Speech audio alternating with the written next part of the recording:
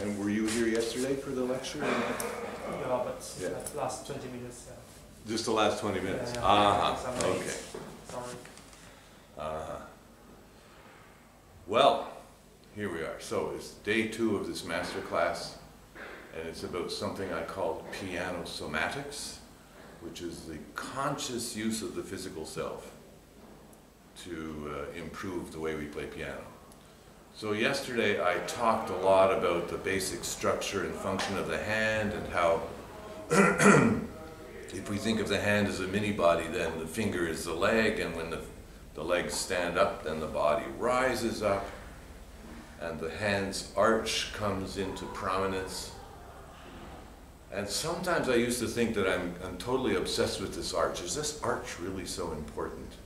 This hand arch here. So who cares if they play with a flat hand or this hand?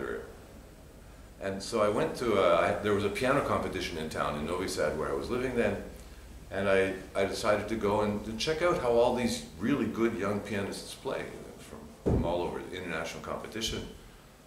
And I was amazed. It turns out I should be more obsessed with it, because every pianist, the lower their hand, the more colorless was their sound. And the higher their hand arch, the more color and orchestration and richness came into the sound. I didn't expect it to be that obvious and that consistent. So it's not always the case. Some pianists play fantastic with a low hand arch. Yujia Wang, for instance, she has amazing colors, and she sort of has this super flexible hand, and it works for her. But the thing is, it works for her because the muscles that would make the hand arch, those muscles make the sound. And when you over-relax, that's when those muscles aren't active enough, and then the sound is gray and the sound is undefined. Good morning, Stefan.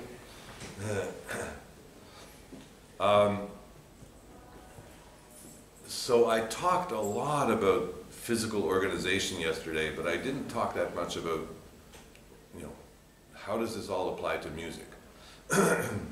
So if the hand arch is emptied out, then the power of the hand is emptied out. And when the hand arch is more self-contained, then the vocal power of the hand is available to you. Now, for instance, what we did in the G-flat major impromptu, we had to do a completely different solution, because the hand is stretched out. We could not go to the high hand arch, but we could, look, if I even grow this hand arch, watch carefully. If I even do this much, then all the muscles that would do this, they're already doing the right thing. You feel, I feel power in my hand. And if I relax, then all those muscles stop doing the right thing. And then in order to play, I have to start them up each time, which is very inefficient. If they're already a little bit like this, everything's ready to go. And I feel it. I feel I don't know if you can see in my body, my whole body tonus changes. Now I'm going to let my hand be limp, and my body's kind of relaxed, but it's almost kind of like inert. And then I'm going to do this with my hand, and I feel my whole body's just, it doesn't go like this or something, but it gets, the breath comes in easier, the muscles, there are certain muscles which are just, helping me move in a harmonious way with gravity. Like gravity is showing me, oh, this is the way I should be. Gravity shows me which direction I go when I stand up. So just this little bit of engagement of all these, and it's interesting, these are the extensors muscles. The extensors straighten you up, and the flexors curl you. So it's kind of funny because these muscles here, these are the flexor muscles. So the flexor muscles in the hand help the extensor muscles in the body, and vice versa. Now the extensor muscles in the hand, and the hand empties out. in vocal, I don't know, have you ever sung in choir? Did you ever have a choir director who told you, when you go for a high note, don't do this? Because when you do this, then the vocal cords get too open and the air goes through. They say, no, go for a high note like this. Yeah. Like, no. Don't let extra air go through the vocal cords. Focus it, focus it, focus it, yeah? So that at the piano, if my hand empties out,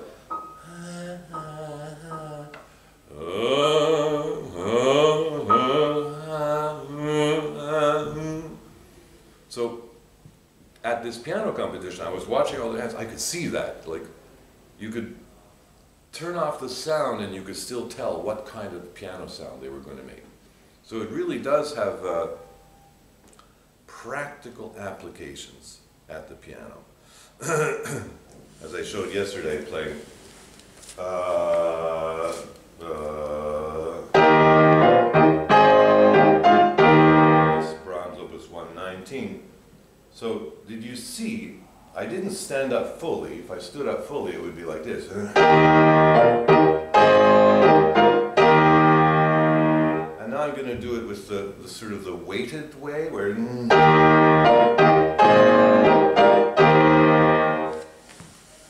so each of those had a different sound.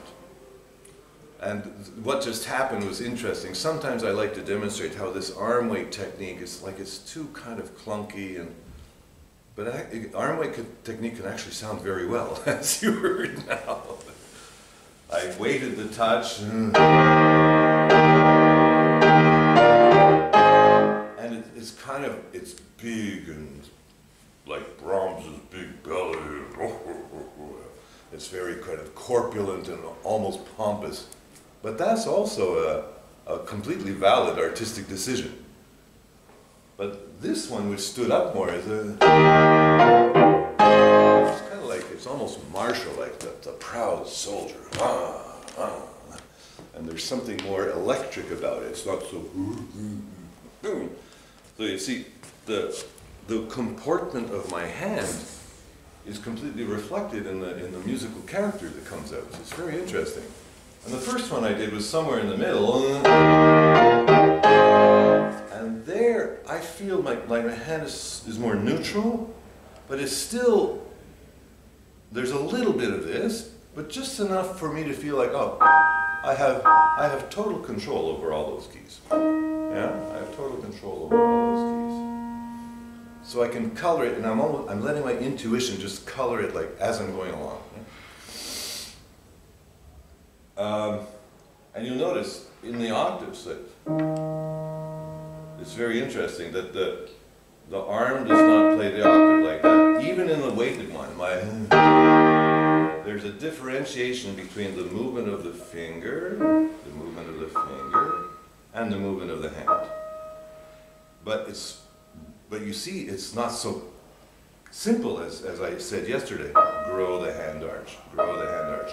You can allow the hand arch to fall and still keep them different. You see, in this one, I'm falling, the fingers play and I continue to fall. And that's not the arm weight that's playing those notes. This is the arm skeleton differentiating from these two fingers and then making for a tremendous flexibility within the whole system. Therefore, this is not an octave, this is two orchestral voices. First violin, second violin, for instance. Or down here, contrabass, violoncello. Yeah? So the way I stand up into the arch does not stiffen my hand, because that would make it just an octave and not two voices. So I stand up, and you see, I'm still flexible in my hand when I play the octave. So there's this whole weird thing you can do if you play an octave on your two knees like this, and you come up a little bit, and you'll feel the hand feels relatively static and stable. And then many people can't even do this at first. You drop the outside part of your hand, or drop the inside part of your hand. I'll do it this side so you can see a little bit. So, wait a minute, I was talking about an arch. Where's the arch now? Well, the arch fell down, but the muscles in here still stayed alive. Oh, and they can go this way and they can go that way. And now the thumb and the fifth finger, they're more like two ropes instead of being like the two solid sides of an arch. So you can grow an arch and feel the structural power of that arch, but then you can make it alive and moving. And the octave becomes shimmering and multicolored because life is movement, Moshe Feldenkrais said. Life without movement would be unthinkable. Like everything living is moving. So a solid arch, which I spend a lot of time helping my students develop, in the end, that's just one step towards a living, moving, multi-structured hand. And every time it moves differently, a different color comes out of the piano. So you saw that in what I was doing here, it's kind of like a rotation. And rotation is, of course, very, very important in the piano, just as it is important in human walking. I think the most, maybe one of the most interesting demonstrations of rotation in human walking, because here, the pelvis is actually rotating this way, it's rotating this way, and it's rotating a little bit that way. So the pelvis is moving on all planes in a kind of a figure eight when we walk. But mostly you don't see it. People go, oh, hi, walking down the street in Berlin like this. No. But it's there, it's not hidden, because you don't see people walking down the street like this, where this function of the pelvis is totally inhibited. Who would walk like that? No, there's this grace when we walk, and there's internal movement, which actually the human being, we all took a long time to learn. It's amazing now, there are people, physiologists and kinesiologists and physiotherapists, they go to these conferences called GAIT conferences. It's not gate, opening a gate, it's G-A-I-T, the way we walk. They have whole huge scientific conferences just on the way we walk. It's unbelievable. And they discovered that this complicated three-dimensional figure eight movement of the pelvis takes a long time to develop. When the child gets up at age 1, they don't walk like that. So how long do you think it takes until the adult, fully developed, complicated movement of the pelvis evolves through learning? What do you think? A year, 2 years, what? Make a wild guess. Nobody? It takes 6 years. So the child at age 7 is walking with this pelvis which is doing all the things possible to smooth out the step, to smooth out the step, to smooth out the step. 6 whole years after they first get up at age 1. So even at age 5, you see the kid running around, they're doing everything. It's not yet fully developed. So the pianist has a hand which also rotates along the axis of the forearm, rotates horizontally and moves forward and back and moves laterally. So this would be the pelvis of the hand. Right here, the wrist of the hand is like L5S1. That's the bottom vertebra and the pelvis right there. That would be the wrist. So the wrist is right in the center of this multiple dimension, rotation, lateral translation, complex movement, which is, the thinking mind could not possibly handle all that. It's too complicated. But the motor cortex is very, very big because there's a lot of computing power needed in the brain just to keep that going smoothly. One more demonstration of the rotation and walking. So,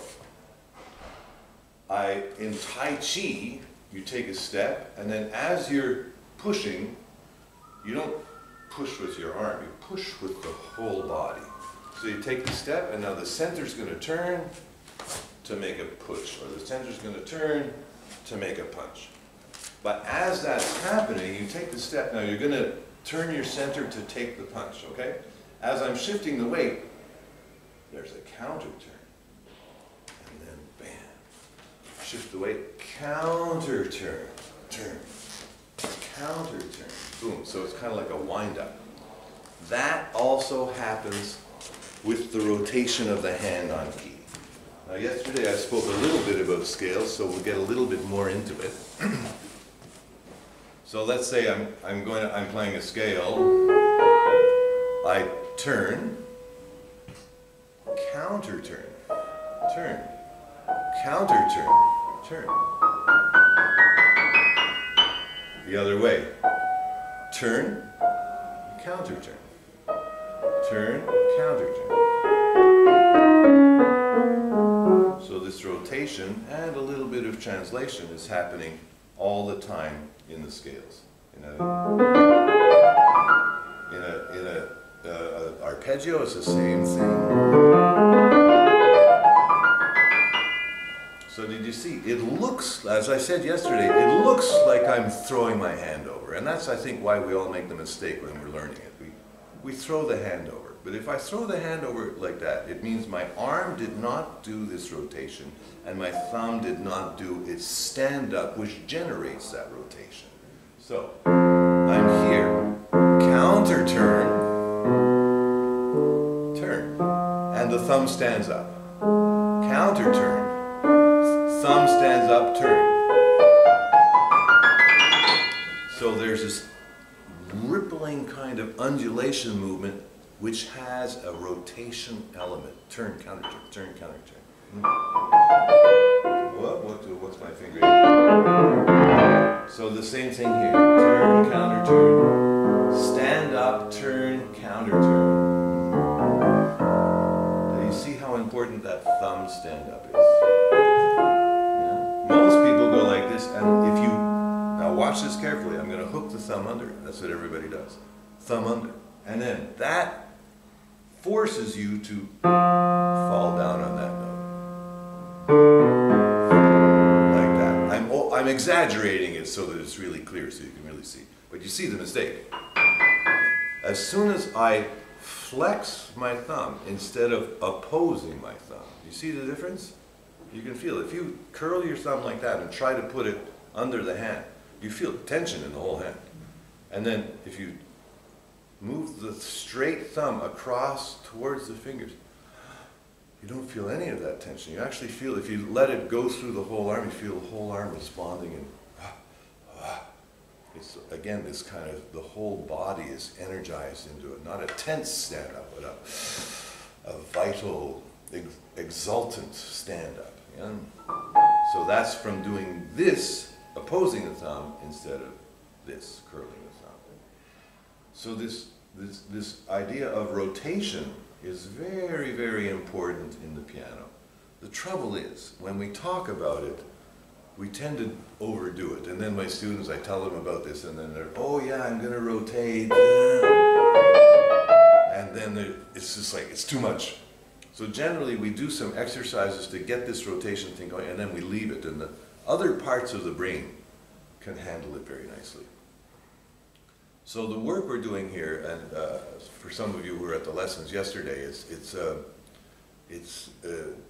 we get obsessively into some physical detail, but then a new feeling happens in the hand, and then the music sounds better, and then we forget about it.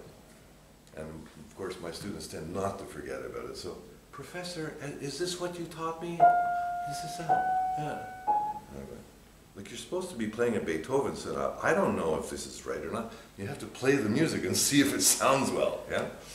So there's this whole, we pay attention to the physical in order to be able to forget about the physical and just use our ears. The hand needs to respond to the demands of the ears. The ears request that sound. Can the hand give it to you? Yeah. Are there any questions? So, a couple of examples. If you have questions, just raise your hand. So, this sort of, the standard touch, this standard espressivo versus a skeletal kind of inner expressiveness. what you can get from applying these piano semantics ideas to the repertoire. So I can remember I came into one of my institutes, I came early and one of my participants was practicing and she was enjoying it so much and feeling so expressive, and it was Schumann, the F-sharp major romance.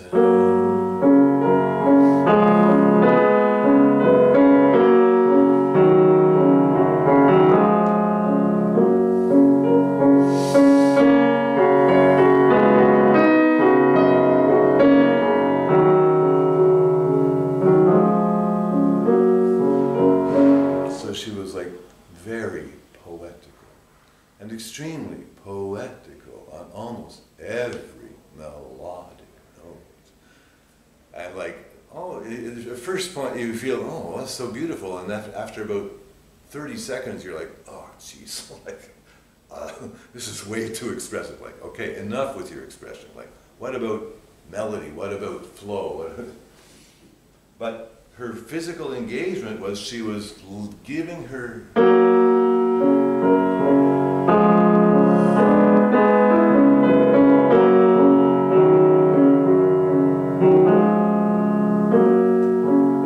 so she was basically dropping into each melody note. Pa, pa, pa. Unfortunately, everything you do sounds. Everything you do sounds. So therefore, if this is a drop, and then this is another drop, and then this is another drop, and then I release like this, okay. But still, if each of those is a separate physical movement, then those are separate musical events. So by definition, there's no phrase. This is a bunch of expressive moments, but there was no phrase. Because physically, you completely annihilated any chance of there being a phrase. It's simply, it doesn't work that way. And I see pianists playing like that, and they're imagining the long line. They're just da-dee-da-dee-da-dee-dee. That's what I see. That's what's in their imagination. And they think that that's what they're producing. But they don't listen close enough. Because this little drop, drop, drop, it's ruining what they think they're doing. I'm sorry. So we take the hand as a mini body, and the hand's going to stand up. And of course, the thumb stands up in a special way, because the finger stands up and the hip joint of the finger goes up. The thumb stands up, his hip joint is way over here. So he pushes the other hip joints up. Yeah, like that. There's a, oh no, that's in my other book. Yeah, I've written 4 books on piano technique, 4, like